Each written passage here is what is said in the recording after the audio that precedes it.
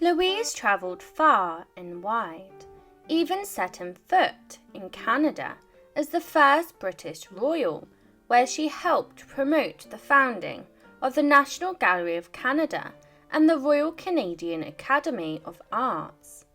The people of Canada loved her, and they even named the province of Alberta and beautiful Lake Louise after her. Please continue to support my channel by subscribing. While away in Canada, she was given the news that her favourite sibling, her sister, the beautiful Princess Alice, alongside two of Alice's daughters, had all died of diphtheria. What was also devastating was she died on the anniversary of Louise's father's death. However, her time here was not without drama when she was lucky to survive. In 1880, she was involved in a shocking experience when she got into a dangerous sleigh accident. Louise was dragged through the snow for 400 metres when the carriage overturned.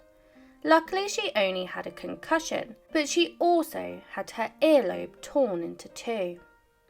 She was a tough woman, but this started the beginning of a period of delicate health for Louise. Her delicate health was not helped because she liked to follow fad diets, some of them very strange. The princess was continuously excited about exercise, and she worked hard to uphold her slim body.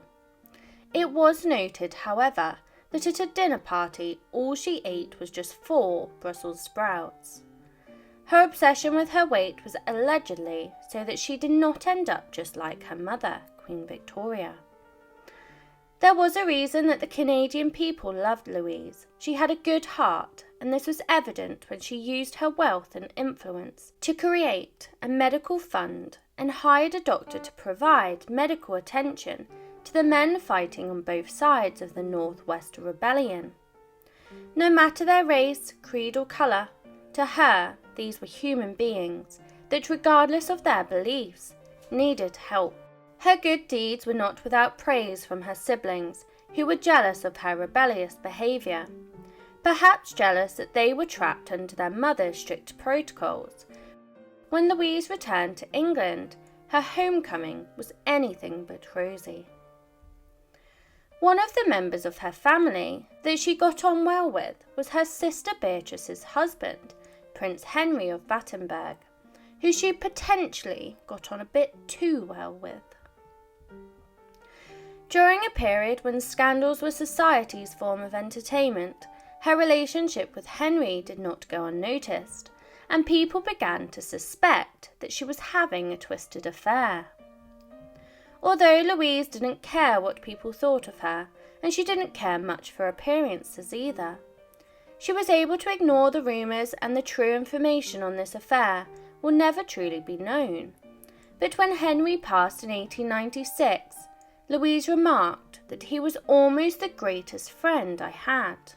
I too miss him, more than I can say. Because of the rumours that Louise was secretly romancing her own sister's husband, it's not hard to believe that Princess Beatrice would get angry and lash out. Louise alleged that her sister got her own revenge by spreading a dark rumour that she was romantically involved with the Queen's private secretary, Arthur Bigg. Louise struck back by spreading a rumour of her own.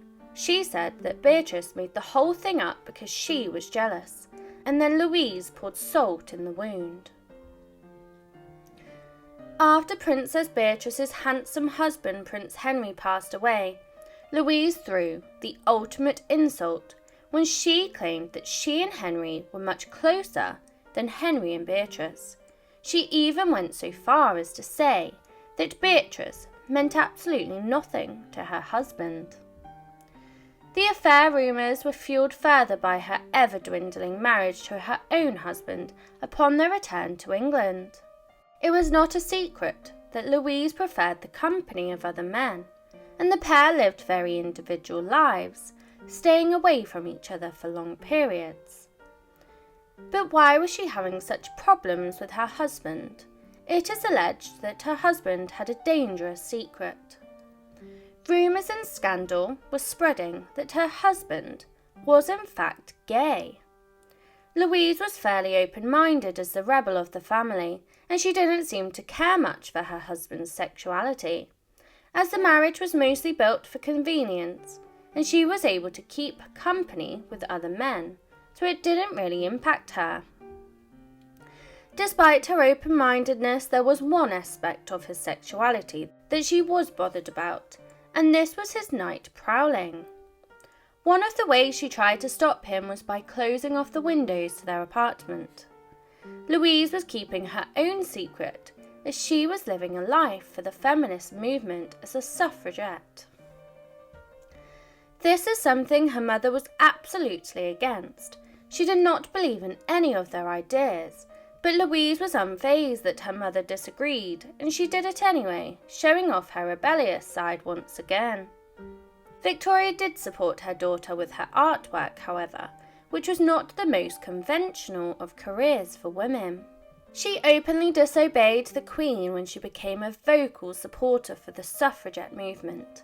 She even made friends with Elizabeth Garrett, the first British woman to publicly practice medicine.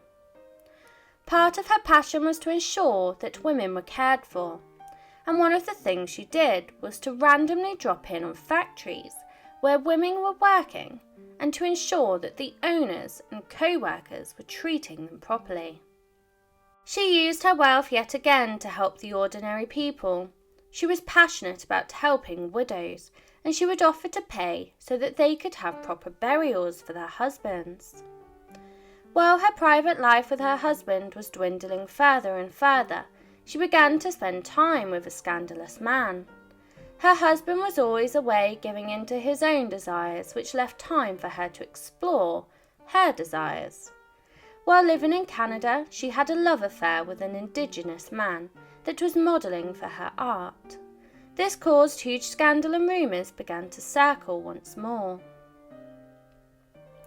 Her mother was set to celebrate 50 years of ruling, and a sculpture was being commissioned for the event. Rather than her mother give her the job, she didn't give her child a free pass. Instead, she made her submit her work anonymously, and the best piece would be chosen. When it was revealed that the piece had been made by Louise, the people doubted that it was her. Instead, they believed the piece had been made by her male teacher and lover, Joseph Edgar Boehm. Louise was a dedicated wife despite very different lifestyles. They grew old together and remained married until the very end. As the years went by, their bond was nurtured and their friendship grew tighter. During the last years of their marriage, their relationship really flourished. However, John Campbell became unwell, and in 1911 he became so senile that Louise had to nurse him.